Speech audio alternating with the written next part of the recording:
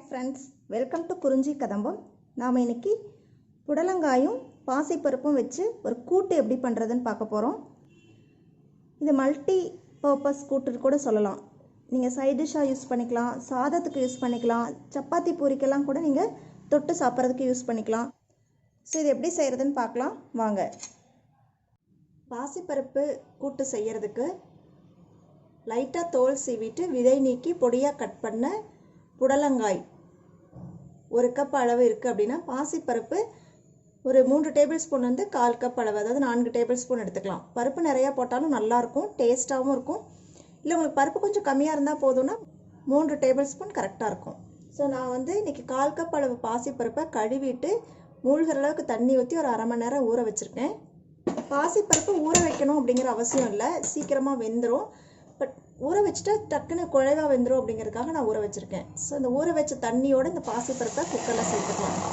இப்போது கட் பண்ணி வச்சுருக்கிற புடலங்காய், பொடியாக கட் பண்ண வெங்காயம் ஒரு 2 டேபிள் ஸ்பூன், அது சின்ன வெங்காயமாக இருக்கலாம் அல்லது பெரிய வெங்காயமாக இருக்கலாம், நல்லா பொடியாக கட் பண்ணி சேர்த்துக்கோங்க.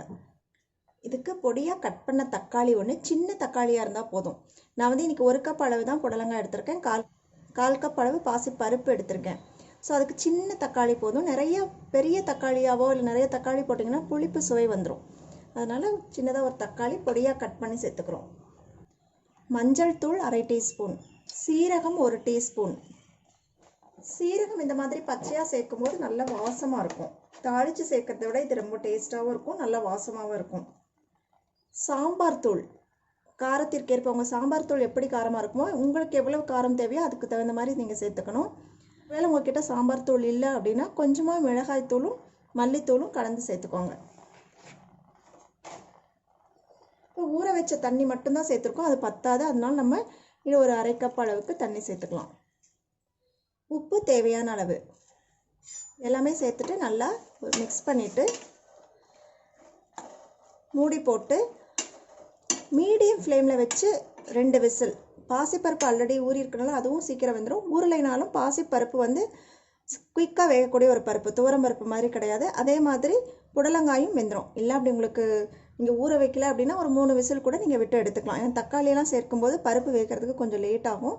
அதனால் நீங்கள் 3 விசில் கூட விட்டு எடுத்துக்கோங்க. மீடியம் ஃப்ளேமில் வச்சு எடுத்துக்கோங்க. ரொம்ப குழைவாயிடுச்சுனாலும் கவலைப்பட வேண்டாம், நம்ம கூட்டு மாதிரி தான் பண்ண போகிறோம். அதனால நல்லாயிருக்கும். சாம்பார்னா தான் கொஞ்சம் பருப்பு தெரிகிற மாதிரி இருக்கணும், கூட்டுக்கு வந்து அப்படி இருக்க வேண்டிய அவசியம் இல்லை. ஸோ இதை வந்து ஒரு 2 விசில் விட்டு எடுத்துக்கலாம். இப்போ 3 விசில் வந்துருச்சு, நான் ஸ்டவ் ஆஃப் பண்ணிவிட்டேன். ஸ்டீம் போனதுக்கப்புறமா நம்ம ஓப்பன் பண்ணி பார்க்கலாம். ஸ்டீம் கம்ப்ளீட்டாக போயிடுச்சு, ஓப்பன் பண்ணி பார்க்கலாம். சூப்பராக குழைவாக வெந்துருச்சு பாருங்கள். பருப்பும் தண்ணியும் கரெக்டாக இருக்குது. நம்ம இன்னும் கொஞ்சம் கூட சேர்த்து வச்சுருக்கலாம். காயும் வெந்துருச்சு, பார்க்கும்போதே தெரியுது. அப்படி இல்லைன்னா காய் இப்படி நசுக்கி பார்த்தீங்கன்னா தெரியும் நசுங்கி கொடுத்து. ஸோ இப்போ உப்பு காரம் மட்டும் கரெக்டாக இருக்கான்னு செக் பண்ணிவிட்டு பத்தலைன்னா உங்களுக்கு எவ்வளோ தேவையோ அவ்வளோ ஆட் பண்ணிக்கலாம். நம்ம இன்னும் ஒரு 1/2 கப் அளவு தண்ணீர் சேர்த்துக்கலாம். ஸோ இப்போ நம்ம தாளித்து இதில் கொட்டிட்டு ஒரு கொதி விட்டு இறக்கிக்கலாம். தாளிக்கிறதுக்கு ஒரு கடாய் வச்சுட்டு அதில் 2 டீஸ்பூன் அளவு தேங்காய் எண்ணெய் சேர்த்துருக்கேன்.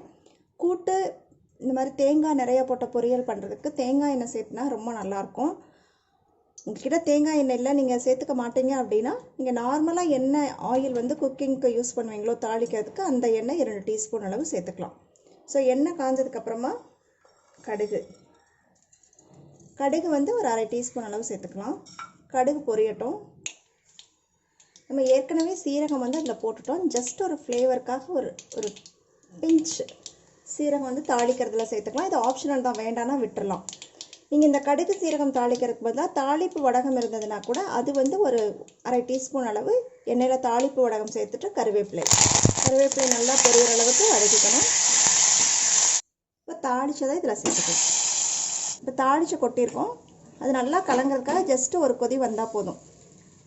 ஒரு மீடியம் ஃப்ளேமில் வச்சு ஒரு கொதி வந்ததும் நம்ம ஆஃப் பண்ணிடலாம். கன்சிஸ்டன்சி பார்த்தீங்கன்னா ரொம்ப கெட்டியாக இருக்கும். நீங்கள் சைட் டிஷ் மாதிரி வைக்கிறீங்கன்னா இன்னும் கொஞ்சம் கெட்டியாக வச்சுக்கணும். இல்லை நீங்கள் சாதத்தில் பிசைஞ்சு சாப்பிட போகிறீங்க அப்படின்னா, நான் வந்து இன்றைக்கி சாதத்துக்கு தான் பண்ணியிருக்கேன். அப்போ இந்த கன்சிஸ்டன்சி சரியாக இருக்கும்.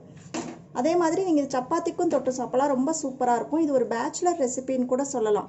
இது ஒன்ஸ் பண்ணிட்டீங்கன்னா ஒரு டைம் வந்து சப்பாத்திக்கு வச்சுக்கலாம், ஒரு டைம் வந்து சாதத்துக்கு வச்சுக்கலாம். நல்லாயிருக்கும். காயும் சேர்றதுனால, தால் எல்லாமே சேர்றதுனால ப்ரோட்டீன் ரிச் அண்டு விட்டமின்ஸ் எல்லாமே இருக்கிற மாதிரி ஒரு பேலன்ஸ்டு ஒரு ஃபுட்டாக இருக்கும். பேச்சுலர்ஸ்க்கும் செய்கிறதுக்கு ரொம்ப ஈஸியாக இருக்கும். இது சம்டைம்ஸ் நீங்கள் தாளிக்கிறதுக்கு கூட உங்களுக்கு விருப்பம் இல்லைன்னா தேங்காய் எண்ணெய் மட்டும் இந்த மாதிரி கொதிக்கும் போது தேங்காய் எண்ணெய் ஒரு 2 ஸ்பூன் விட்டு நல்லா கொதி வந்த உடனே கூட நீங்கள் இறக்கி வச்சிடலாம். ஃபுல்லாக தாளிக்கணும்னு கூட அவசியம் கிடையாது. ஸோ இப்போ நல்லா கொதிச்சிருச்சு. நம்ம இப்போ ஸ்டவ்வை ஆஃப் பண்ணிவிட்டு வேறு பாத்திரத்துக்கு இமீடியட்டாக நீங்கள் மாற்றிடணும். ஏன்னா குக்கர்லேயே இருந்ததுன்னா அந்த கன்சிஸ்டன்சி வந்து ரொம்ப கெட்டியாக இருக்கும். குக்கர் வந்து ஆற அந்த தண்ணியெல்லாம் இழுத்துக்கும். பருப்பும் அந்த குக்கரில் இருக்கும்போது ரொம்ப கெட்டியாகிடும். அதனால் இமீடியட்டாக வேறு ஒரு பாத்திரத்துக்கு நீங்கள் மாற்றி வச்சிட்டிங்கன்னா இதே கன்சிஸ்டன்சியில் நீங்கள் சாப்பிட்ற வரைக்கும் இருக்கும்.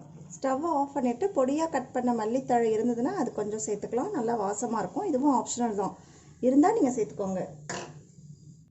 இந்த கூட்டு ரெசிபி உங்கள் எல்லாருக்குமே பிடிக்கும்னு நினைக்கிறேன். கண்டிப்பாக எல்லாருமே ட்ரை பண்ணி பாருங்கள். ட்ரை பண்ணி பார்த்துட்டு எப்படி இருந்தது உங்கள் ஃபீட்பேக்கை கமெண்ட்டில் சொல்லுங்கள். பிடிச்சிருந்தனா லைக் பண்ணுங்கள், ஷேர் பண்ணுங்கள். தேங்க்ஸ் ஃபார் வாட்சிங். வாழ்க வளமுடன்.